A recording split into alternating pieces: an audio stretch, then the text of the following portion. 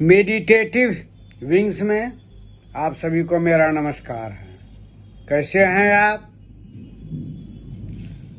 आज हम आपके समक्ष लाए हैं अध्यात्म तत्व का नया अध्याय, रीबर्थ, पुनर्जन्म। तो आइए हम अपने साधना के अनुभव को आपके साथ शेयर करते हैं। समाधिस्थ पुरुष के लिए, जिन्हें निर्विकल्प समाधि प्राप्त हुई है, उनके लिए जीवन और मृत्यु दोनों जो है वह समान होते हैं। वह जीवन के गुरु रहस्य को उस समझ पाने में समर्थ होते हैं। समाधि की अवस्था में तब पता चलता है जो कर्ता मैं नहीं हूँ, असली कर्ता जो है वही परमात्मा है, परम चेतना है, शून्य, गति शून्य अवस्था है, गतिहीनता की अवस्था। जो कि मैंने पिछले वीडियो में मैंने बताया है, चेतना और कॉन्शसनेस के पर जो मैंने वीडियो बनाया है, उस वीडियो को देखिए, स्पष्ट हो जाएगी आपको। तो ठीक उसी तरह से रीबर्थ, पुनर्जन्म भी उसी ढंग से है आपका, उसी तरह से है। जैसे जीवन मृत्यु है, उसी जैसे जीवन और मृत्यु, जीवन का होना ही मेरी इच्छा ही मेरा जीवन है। जब यह पंच महाभूत से बना हुआ शरीर जब जीर्ण शीर्ण हो जाता है, तब इसको छोड़ करके जो आत्मा जो है देह को परित्याग करती है, तो आत्मा के साथ प्राण तत्व, मन तत्व भी निकल जाता है। तब इस शरीर को जो है जला करके जला दिया जाता है। वह पंच महाभूत में वो विलीन हो जाता है, अपने अपने जो गुण है उसमें वो विलीन हो जाता है। उसी ढंग से रीबर्थ है आपका। ये भी कठोर सत्य है आपका। भगवान बुद्ध ने भी ज्ञान प्राप्ति के बाद, समाधि के बाद, अपने जन्मों, पूर्व जन्मों के बारे में विस्तार से बताया है। रामकृष्ण परमहंस ने भी बताया है। श्यामाचरण लाहिड़ी महाशय ने भी अपने पूर्व जन्म के बारे में बताया है। तो रीबर्थ पुनर्जन्म और कुछ नहीं। हम जो मेरी इच्छा जो अधूरा रह जाता है, उसी इच्छा को पूरा करने के लिए देह त्याग के बाद जो है यह सूक्ष्म मन जो सूक्ष्म शरीर में रहता है, वह आपको माँ के गर्भ में जाता है।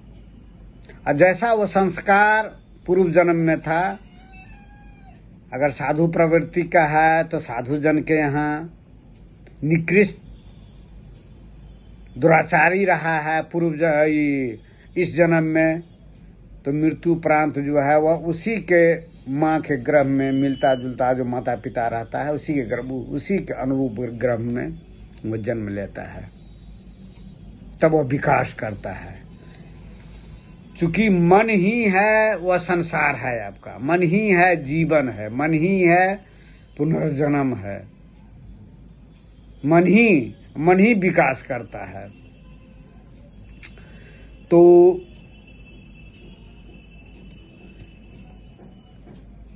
ये संसार जो चक्र है वह विकास का चक्र है।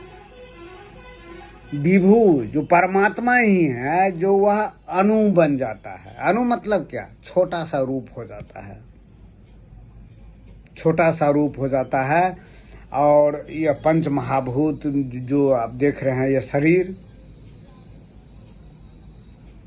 अग्नि तत्व, वायु तत्व, जल तत्व, पृथ्वी तत्व, गगन तत्व जो निर्मित है, यह पंच महाभूत, उसमें वह जो है अवस्थित हो जाता है।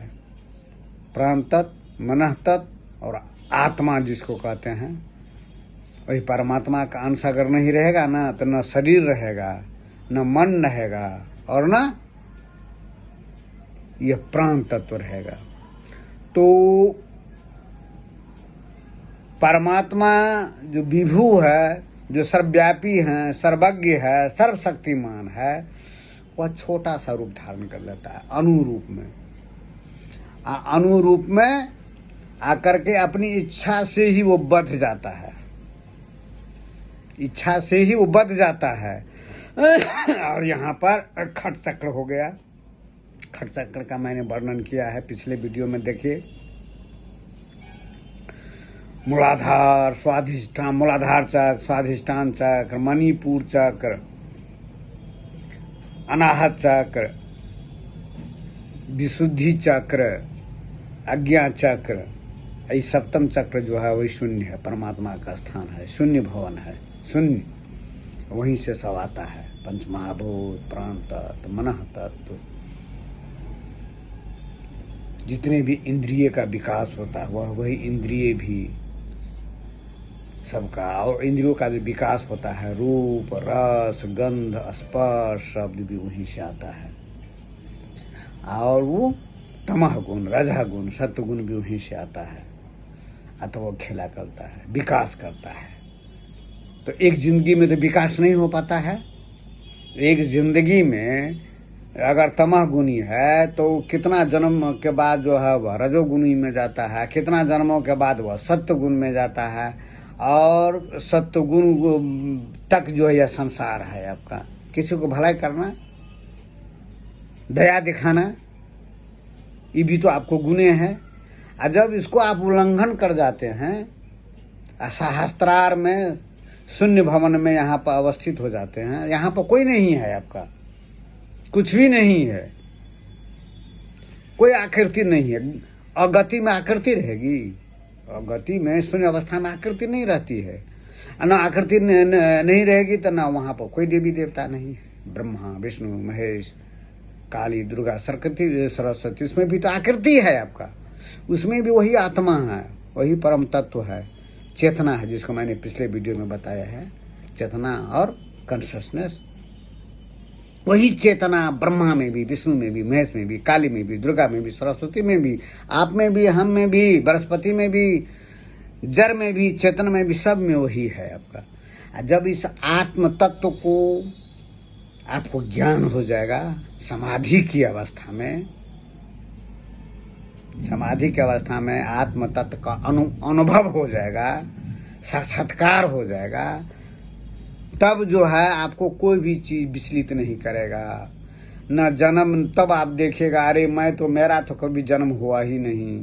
तो जिसका जन्म नहीं हुआ है तो उसका मृत्यु कैसे, मृत्यु भी नहीं हो सकती है। और जब वही इच्छा जो रह जाता है, इच्छा, कामना, वासना, तो फिर आदमी जो है मृत्यु प्रांत सूक्ष्म शरीर में रहता है, उसमें प्राण तत्व रहता है, मनः तत्व रहता है, आत्मा रहता है, वो गर्भ खोजता है, और फिर उसी ढंग का उसका प्लेटफॉर्म मिल जाता है। यह प्रकृति की व्यवस्था है। प्रकृति मतलब क्या, परमात्मा की व्यवस्था है आपका। और वहाँ पर जन्म लेने के बाद तब वो फिर वो विकास करता है, पढ़ना लिखना, विकास, मन जितना प्रशिक्षित होता है उतना विकास होता है। करते करते करते तब जो है वो तमोगुण, रजोगुण, सत्वगुण को लांघ करके परमात्मा भाव में चला जाता है। आप तो परमात्मा हैं ही, आप ही हैं।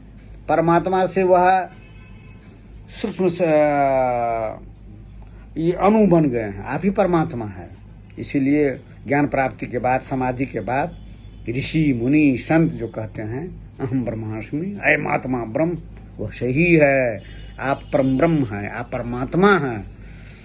आप अपने आप को तुच्छ मत समझिए, आप परमात्मा है। तो रिबर्थ और वही परमात्मा जो है वो आत्मा भी यहाँ रहता है, परमात्मा भी। जैसे आप देखिए, यह शरीर है आपका, शरीर अपना शरीर देख लीजिए, यहाँ पर आत्मा है, हम बोल रहे हैं, वाणी है, मनः तत्व है।